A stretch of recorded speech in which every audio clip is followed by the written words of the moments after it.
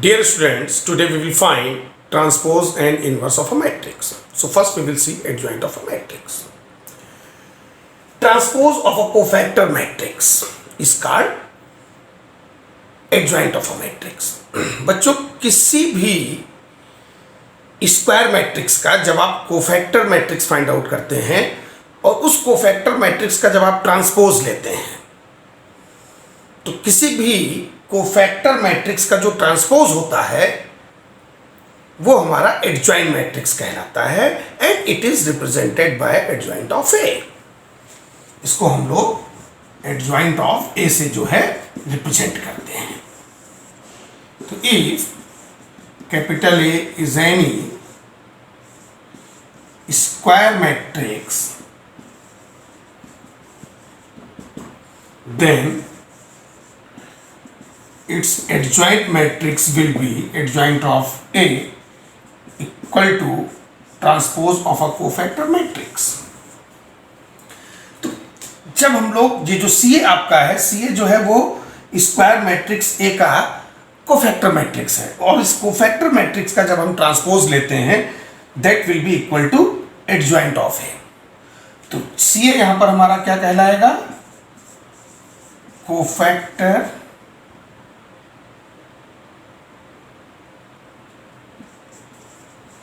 Matrix of square matrix capital A. तो किसी भी स्क्वायर मैट्रिक्स का जब हम कोफैक्टर लेते हैं, कोफैक्टर लेने के बाद में जब हम उसका ट्रांसपोज लेते हैं तो वो उस स्क्वायर मैट्रिक्स के एडजॉइंट मैट्रिक्स को रिप्रेजेंट करता है. बच्चों लास्ट टाइम पर हम लोगों ने कोफैक्टर मैट्रिक्स को डिटेल में समझा था.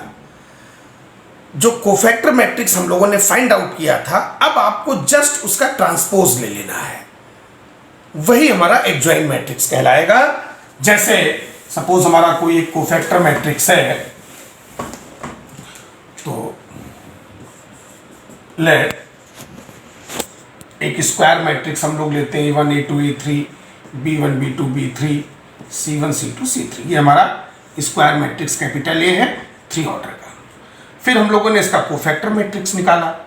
कोफैक्टर मैट्रिक्स सपोज हमारा जो है D1 D2 D3 E1 E2 E3. Cofactor matrix के लिए आपको लास्ट टाइम पे अच्छे से एक्सप्लेन किया गया था कि उसके लिए हर एक एलिमेंट का आपको कोफैक्टर फाइंड आउट करना होता है और उससे मिल करके आपका कोफैक्टर मैट्रिक्स बनता है.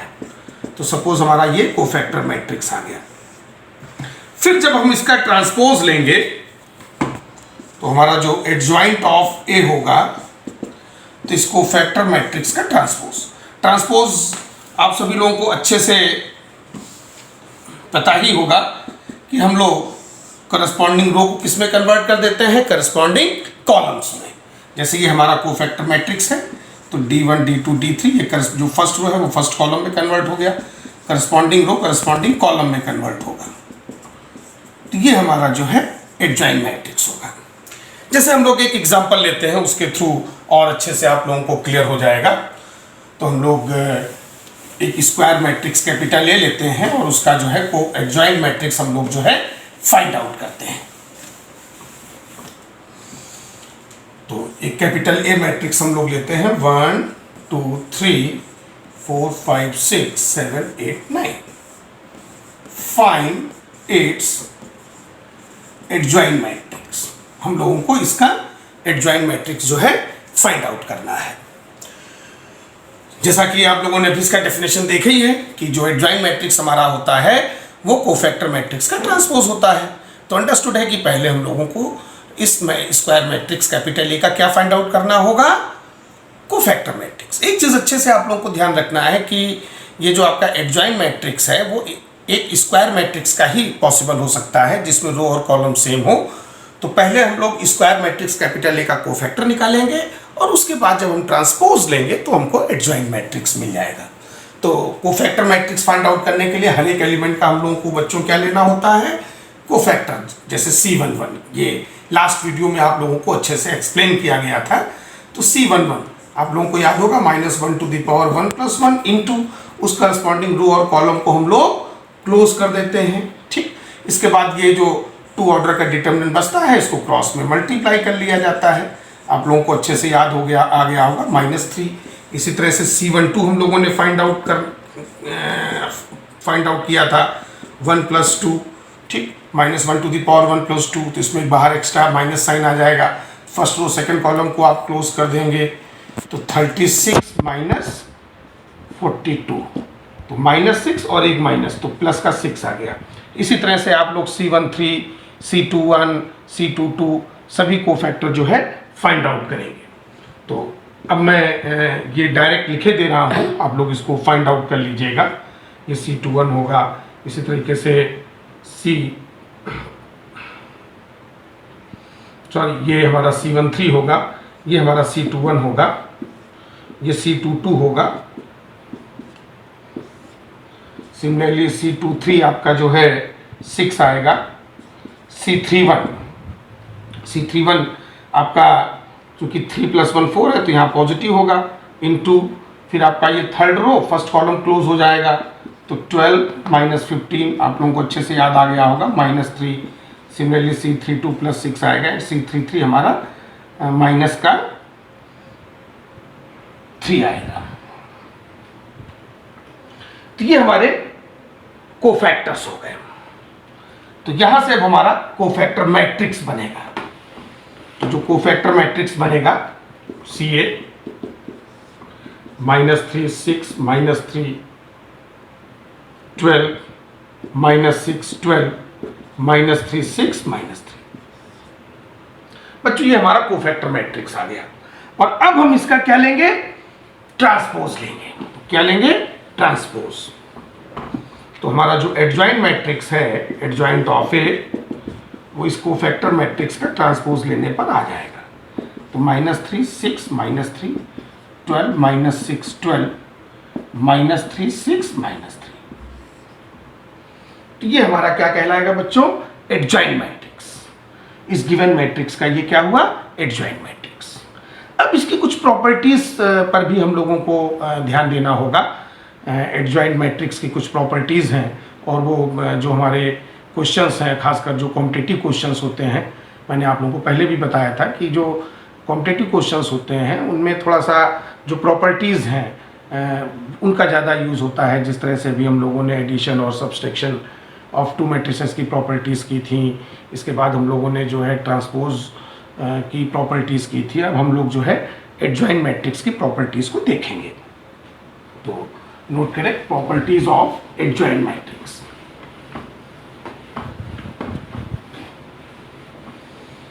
So now come to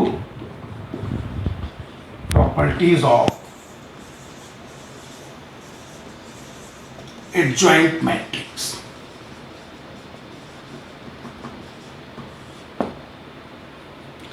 Number 1, A into adjoint of A। अगर किसी स्क्वायर मैट्रिक्स को, ये हमारा स्क्वायर मैट्रिक्स है, A and B are square matrix, ये आप लोग नोट कर लेंगे पहले। तो किसी स्क्वायर मैट्रिक्स को अगर हम लोग उसके एडजॉइंट मैट्रिक्स के साथ मल्टीप्लाई करें, A into adjoint of A, तो ये equal to mod A into IN। हमारा A and B square matrix of order n है। n ऑर्डर के लिए भी हम लोग देख रहे हैं, n order means n into n। ठीक, क्योंकि स्क्वायर मैट्रिक्स में रो और कॉलम सेम होते हैं, तो n रोज होंगे n कॉलम्स होंगे। तो A into adjoint of A equal to mod A into IN। ये जो mod A हमारा है यहाँ पर, ये स्क्वायर मैट्रिक्स A का डिटर्मिनेंट वैल्यू है। तो इसको आप नोट भी कर सकते हैं, where mod A equal to determinant value of square matrix A। And ये adjoint of A into A इसके भी इक्वल होगा। A into adjoint of A आप ले लें, या adjoint of A into A ले लें, बोथ विल बी सेम। और ये mod A इंटू IN, यहाँ पर IN जो है यूनिट मैट्रिक्स है ऑर्डर n का। ठीक, ये भी आप लोग नोट कर लें, IN is unit matrix of order n। Second, अगर किसी एडजॉइंट मैट्रिक्स का हम लोग डिटर्मिनेंट वैल्यू लें, mod of adjoint of A, तो ये आपका mod A to the whole power n-1, mod A to the whole power n-1।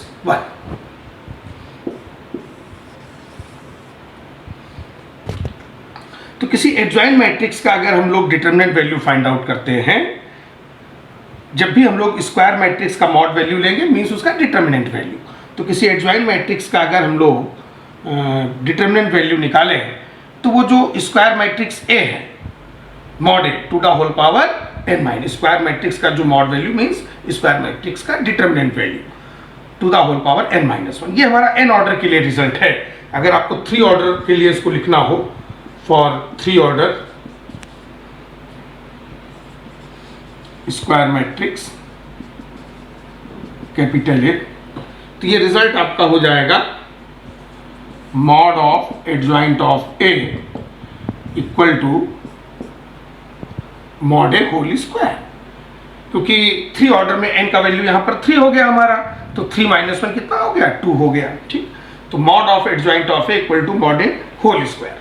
यहाँ पे ये भी आप लोगों को ध्यान रखना है कि किसी कोफैक्टर मैट्रिक्स का अगर हम लोग डिटर्मिनेंट वैल्यू निकालें, क्योंकि अभी हम लोगों ने एडजॉइंट और कोफैक्टर के बीच में रिलेशन देखा है कि कभी भी जब आप किसी कोफैक्टर मैट्रिक्स का ट्रांसपोज लेते हो तो वो उसके एडजॉइंट मैट्रिक्स से इक्वल होता है। तो अगर हम लोग इसका डिटर्मिनेंट वैल्यू निकालें, क्योंकि डिटर्मिनेंट में आप लोगों को पता है कि अगर हम लोग करस्पॉन्डिंग रो को करस्पॉन्डिंग कॉलम में कन्वर्ट करते हैं तो उससे उसकी वैल्यू पे फर्क नहीं पड़ता है।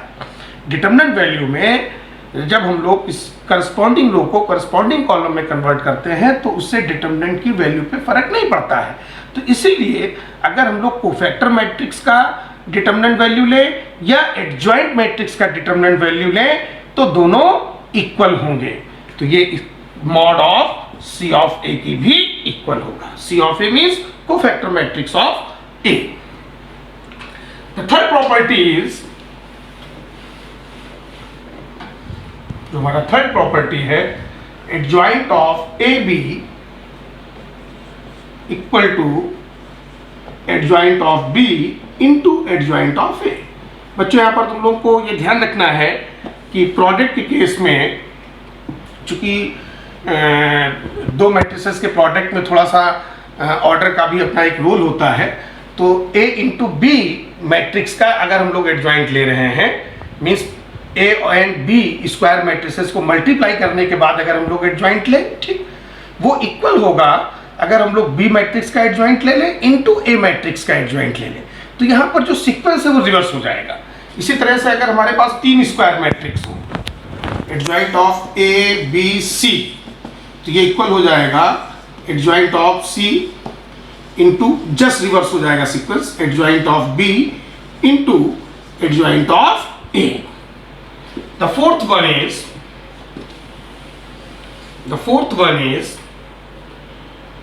adjoint of A।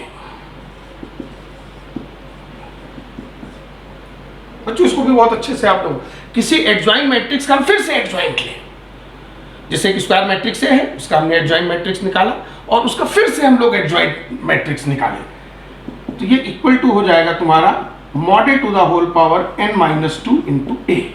ये हमारा फॉर एन ऑर्डर, ये रिजल्ट हमारा है for n order, n order square matrix A. इसी रिजल्ट को अगर हमको 3 ऑर्डर में कन्वर्ट करना हो, for 3 order square matrix capital A,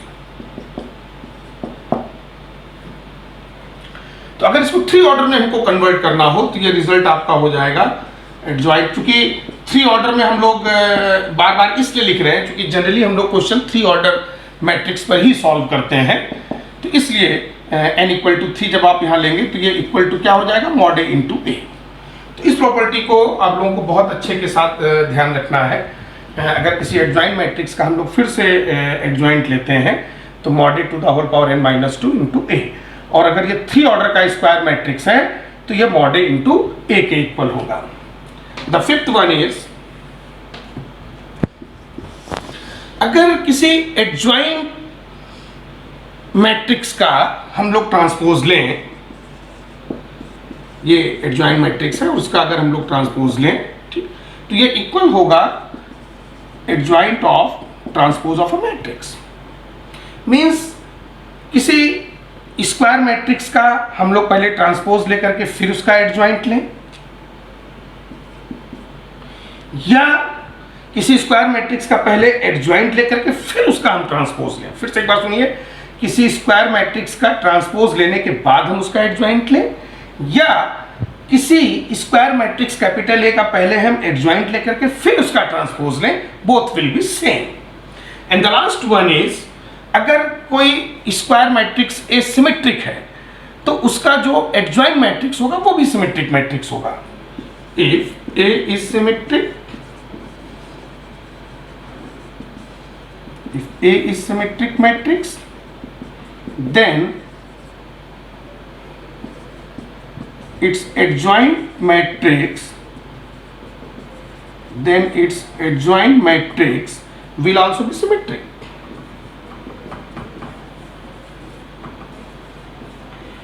Its adjoint matrix will also be symmetric. तो ये 6 प्रॉपर्टीज आई थिंक आप सभी लोगों को अच्छे से क्लियर हो गई होंगी।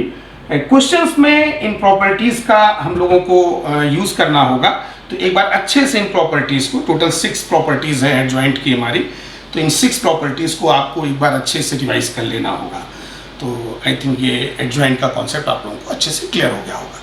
तो अब हम लोग singular and non singular matrix की इंफॉर्मेशन लेंगे। जो हमारा सिंगुलर मैट्रिक्स होता है, ये स्क्वायर मैट्रिक्स होता है, ऐसा स्क्वायर मैट्रिक्स जिसका डिटरमिनेंट वैल्यू 0 हो, उसको हम लोग क्या बोलेंगे? Singular matrix. So square matrix capital A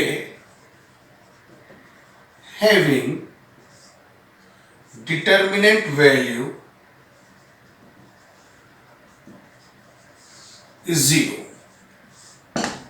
तो ऐसा स्क्वायर मैट्रिक्स कैपिटल ए जिसका डिटरमिनेंट वैल्यू 0 हो, उसको हम लोग क्या बोलेंगे बच्चों? Singular matrix. तो सिंगुलर मैट्रिक्स के केस में हमारा जो मॉड ए है वो क्या होता है? 0 होता है। अब हम लोग नॉन सिंगुलर मैट्रिक्स पे आते हैं, तो वो तो आप लोगों को क्लियर हो गया होगा, जिसमें आपका किसी स्क्वायर मैट्रिक्स कैपिटल ए का डिटरमिनेंट वैल्यू क्या हो? नॉन 0 हो, उसको हम लोग क्या बोलेंगे? Non singular matrix. तो square matrix capital A having determinant value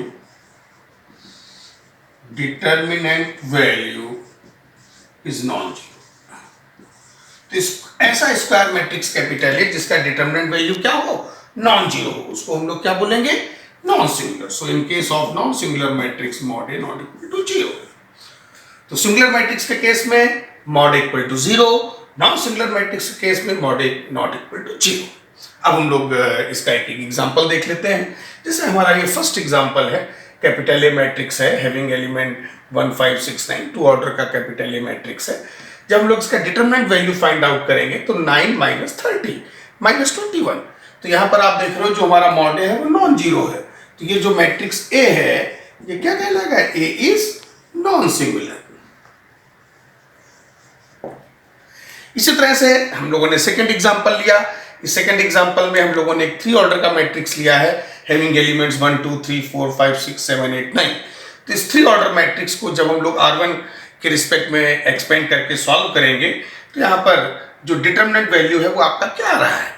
यहाँ पर एक सॉल्ट में अगर आप लोग ध्यान रखना, इससे आप लोग तेजी से भी डिटरमिनेंट वैल्यू फाइंड आउट कर सकते हो।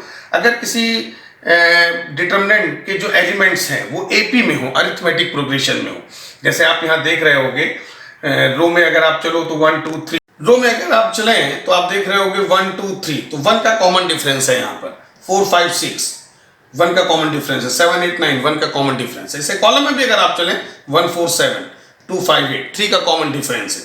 तो अगर किसी डिटरमिनेंट में रो या कॉलम में मूव करने पर हमारे जो एलिमेंट्स हैं वो अगर अरिथमेटिक प्रोग्रेशन में है तो आप उसका डायरेक्ट वैल्यू 0 लिख सकते हो।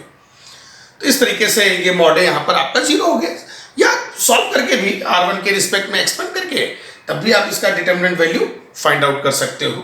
तो ओवरऑल इसका जो डिटर्मिनेंट वैल्यू है वो क्या आएगा, 0 आएगा।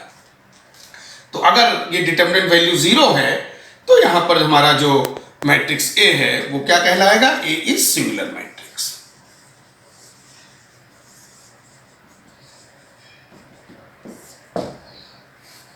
तो इस तरह से हम लोगों ने सिंगुलर और नॉन सिंगुलर मैट्रिसेस को भी अच्छे से क्लियर कर लिया है।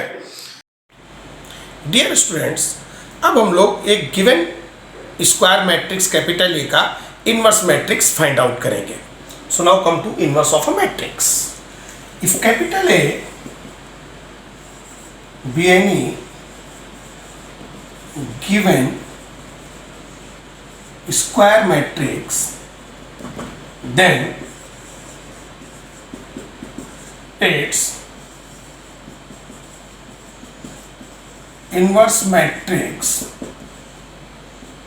will be represented by A inverse। ये अगर हमारा कोई एक स्क्वायर मैट्रिक्स है तो उसका जो इनवर्स मैट्रिक्स है, इस स्क्वायर मैट्रिक्स कैपिटल ए का जो इनवर्स मैट्रिक्स है इसको हम लोग ए इनवर्स से रिप्रेजेंट करते हैं। A inverse is called inverse of a matrix A. इसका डेफिनेशन क्या होगा, A inverse equal to adjoint of A upon mod of A. A inverse equal to adjoint of A upon mod of A। तो अभी अभी हम लोगों ने किसी स्क्वायर मैट्रिक्स कैपिटल ए का एडजॉइंट कैसे फाइंड आउट करेंगे ये सीखा।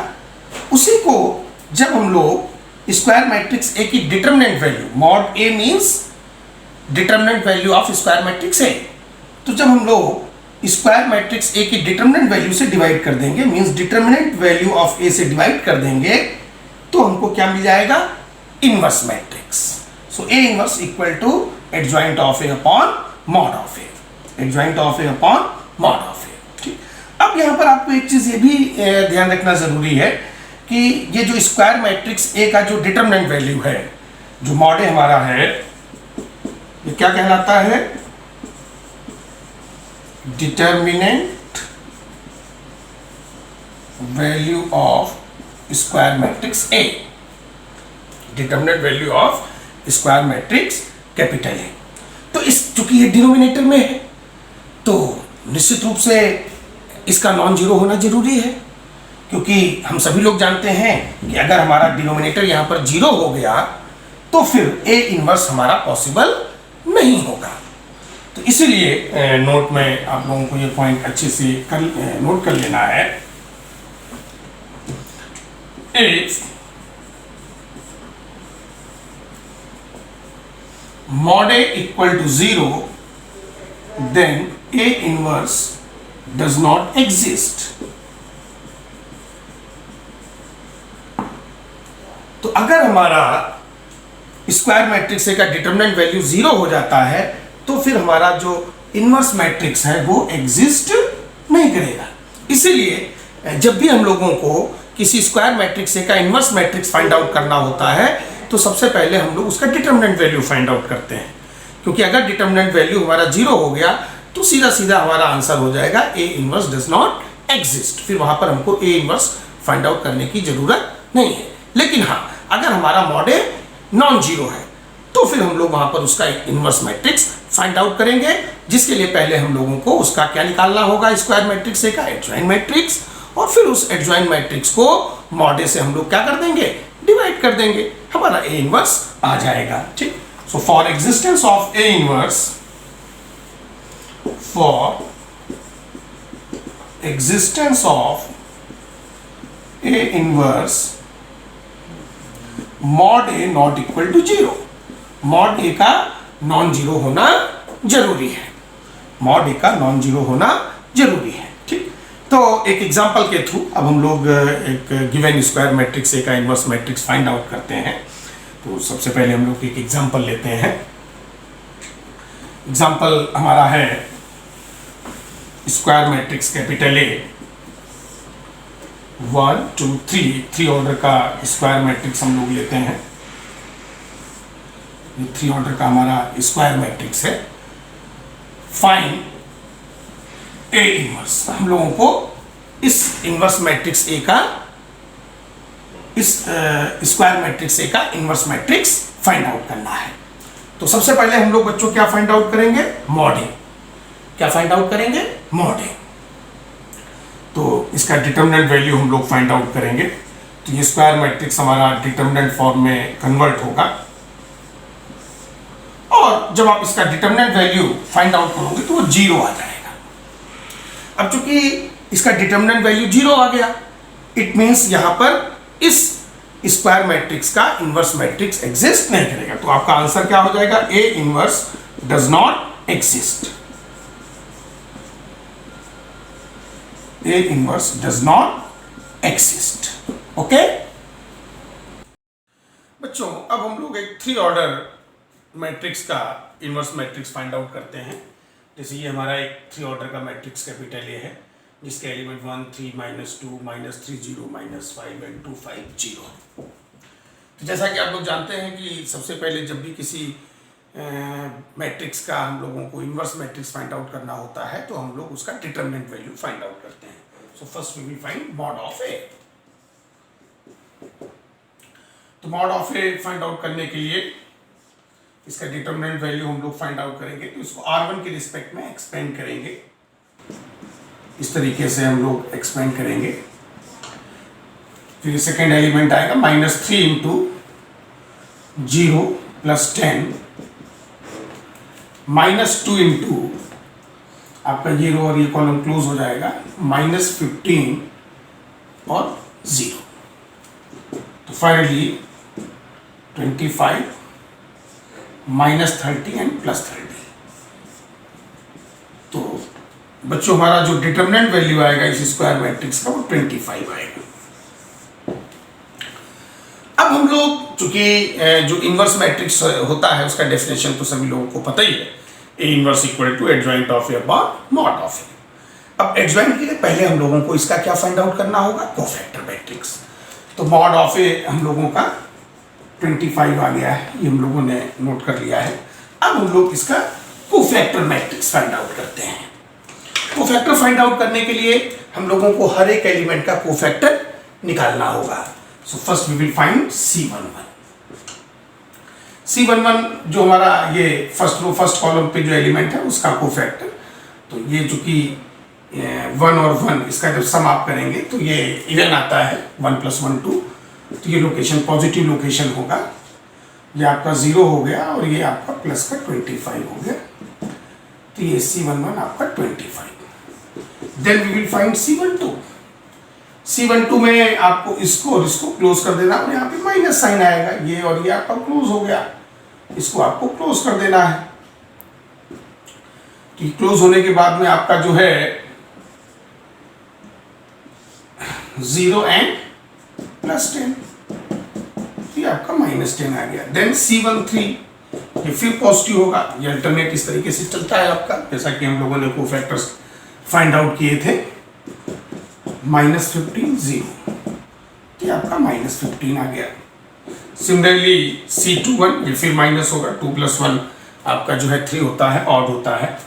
तो इसमें आपको सेकेंड रो और ये फर्स्ट कॉलम को क्लोज कर देना है। तो ये 0 और ये प्लस का 10, तो ये हमारा जो है -10 आ गया।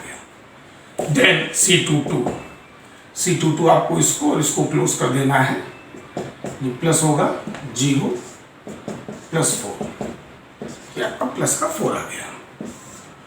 देन C23 इसको और इसको आपको क्लोज कर देना है। C23 में एक माइनस साइन भी आपका बाहर होगा और ये second row third column close हो जाएगा। 5 -6, तो ये प्लस का 1 आ जाएगा। Then C31 third row first column को आपको क्लोज कर देना है और ये पॉजिटिव लोकेशन होगा, इसको और इसको आपको क्लोज कर देना है। -15 आ गया और ये 0 आ गया, तो once again -15। Then C32 C32 में आपको थर्ड रो और सेकेंड कॉलम को क्लोज कर देना है।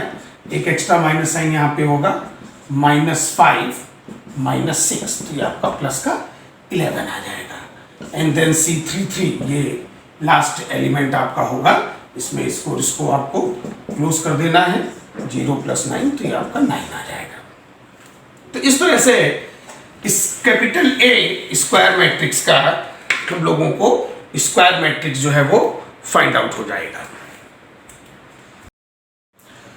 तो हम लोगों ने कोफैक्टर मैट्रिक्स यहाँ पर फाइंड आउट कर लिया है। जैसा कि आपने देखा था कि अभी पीछे हम लोगों ने C11, C12, C13 इस तरह से C33 तक सारे एलिमेंट्स फाइंड आउट करके, और ये कोफैक्टर मैट्रिक्स फाइनली हम लोगों का फाइंड आउट हो गया। अब हम लोग इसका एडजॉइंट फाइंड आउट कर लेते हैं।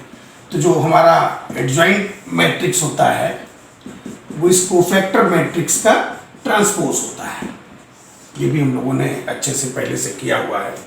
तो यहाँ पर ये जो कोफैक्टर मैट्रिक्स है, इसके जो करस्पॉन्डिंग रोज हैं वो हम लोग किस में कन्वर्ट कर देंगे, करस्पॉन्डिंग कॉलम्स में। ठीक, तो इस तरह से जो फर्स्ट रो है वो फर्स्ट कॉलम में हमारा कन्वर्ट हो जाएगा, सेकेंड रो हमारा सेकेंड कॉलम में कन्वर्ट हो जाएगा, थर्ड रो हमारा थर्ड कॉलम में कन्वर्ट हो जाएगा। और फिर हम लोग जो है फाइनली जो हमारा A इनवर्स है, adjoint of A upon mod of A, ये हम लोग जो है यहाँ पर अप्लाई कर देंगे। तो मॉड ऑफ A का वैल्यू 1/25 और एडजॉइंट ऑफ A हमारा ये मैट्रिक्स है। तो इस तरह से फाइनली हम लोग जो है इस गिवन मैट्रिक्स का जो इनवर्स मैट्रिक्स है वो फाइंड आउट कर सकते हैं। तो हम लोगों ने एक 2 ऑर्डर मैट्रिक्स का भी इनवर्स हम लोगों ने फाइंड आउट किया, और एक 3 ऑर्डर का मैट्रिक्स लेकर के उसका भी हम लोगों ने इनवर्स मैट्रिक्स फाइंड आउट किया। तो आई थिंक इनवर्स मैट्रिक्स का फंडा आप लोगों को अच्छे से क्लियर हो गया होगा। अब इसकी कुछ प्रॉपर्टीज़ पर भी हम लोग ध्यान देंगे कि जिस तरह से हम लोगों ने ट्रांसपोज प्रॉपर्टीज़ पढ़ी थी, एडजॉइंट की प्रॉपर्टीज़ पढ़ी थी, तो उसी तरह से इनवर्स की भी कुछ प्रॉपर्टीज़ हैं, उनको भी हम लोग अच्छे से देख लेते हैं। So now come to properties of inverse matrix.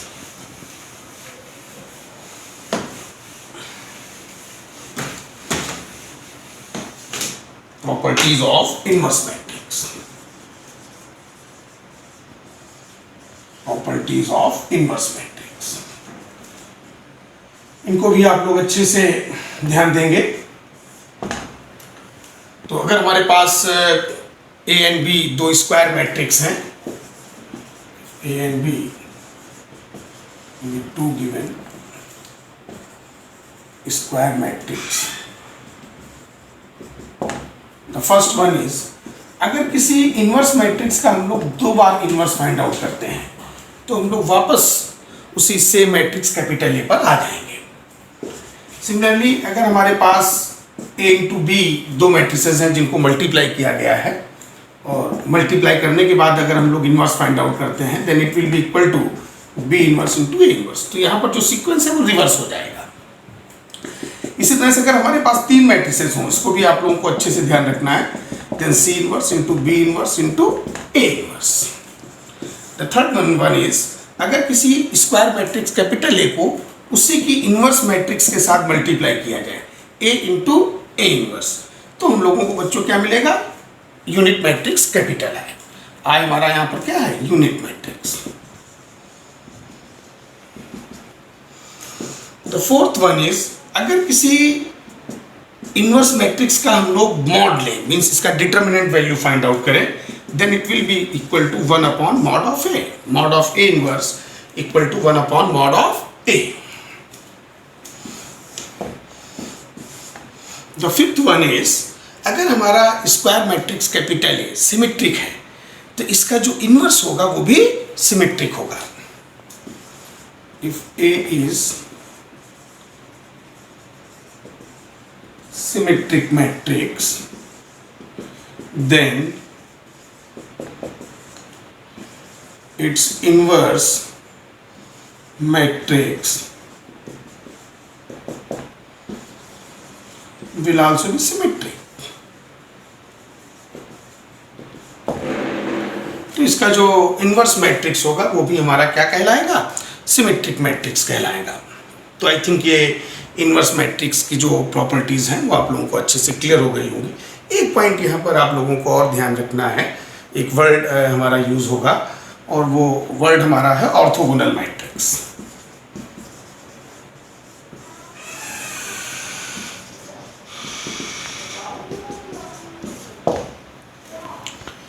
Orthogonal matrix number एक तो ये स्क्वायर मैट्रिक्स होगा, और अगर कोई स्क्वायर मैट्रिक्स कैपिटल ए को हम उसी मैट्रिक्स का जो ट्रांसपोज है उसके साथ मल्टीप्लाई करें, ए इंटू ट्रांसपोज ऑफ ए, वो अगर आपका यूनिट मैट्रिक्स के इक्वल हो जाए तो हमारा जो स्क्वायर मैट्रिक्स कैपिटल ए है वो क्या कहलाएगा?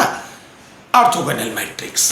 तो square matrix capital A which satisfy the property A into transpose of A equal to I, then A is called orthogonal matrix. A is called orthogonal matrix. तो अगर कोई स्क्वायर मैट्रिक्स A और उसका जो ट्रांसपोज मैट्रिक्स है उसका multiplication unit matrix के equal हो जाए तो ऐसे स्क्वायर मैट्रिक्स कैपिटल A को बच्चों हम लोग क्या बोलेंगे?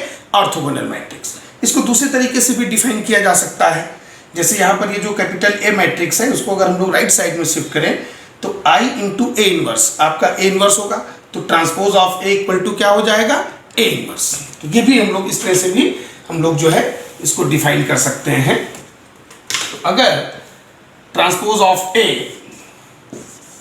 ये इस तरीके से भी ऑर्थोगोनल मैट्रिक्स को डिफाइन किया जा सकता है, अगर transpose of A equal to A inverse हो जाए, if transpose of A equal to A inverse, then square matrix capital A is called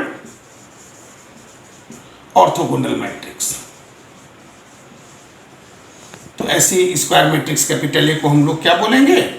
orthogonal matrix बोलेंगे। बच्चों इनवर्स में एक प्रॉपर्टी आप लोगों को और ध्यान रखना है, प्रॉपर्टी नंबर 6, ए इनवर्स का whole transpose equal to transpose of A का होल इनवर्स। कहने का मीनिंग यह है कि हम किसी स्क्वायर मैट्रिक्स कैपिटल ए का इन्वर्स लेकर के फिर ट्रांसपोज लें, या पहले किसी स्क्वायर मैट्रिक्स कैपिटल ए का ट्रांसपोज लेकर के देन उसका इन्वर्स लें, बोथ विल बी सेम। इस पॉइंट को भी आप लोगों को अच्छे से ध्यान रखना है। एक डेफिनेशन आप लोगों को और ध्यान रखना है, उसको भी आप लोग अच्छे से नोट कर लें, इन्वर्टिबल मैट्रिक्स। तो इन्वर्टिबल मैट्रिक्स हम लोग किस मैट्रिक्स को बोलेंगे? ऐसा स्क्वायर मैट्रिक्स जिसका इन्वर्स मैट्रिक्स एग्जिस्ट करे, ऐसा स्क्वायर मैट्रिक्स जिसका इन्वर्स मैट्रिक्स एग्जिस्ट करे उसको हम लोग बच्चों क्या बोलेंगे? Invertible matrix. So square matrix capital A having inverse matrix exist is called invertible matrix, is called invertible matrix।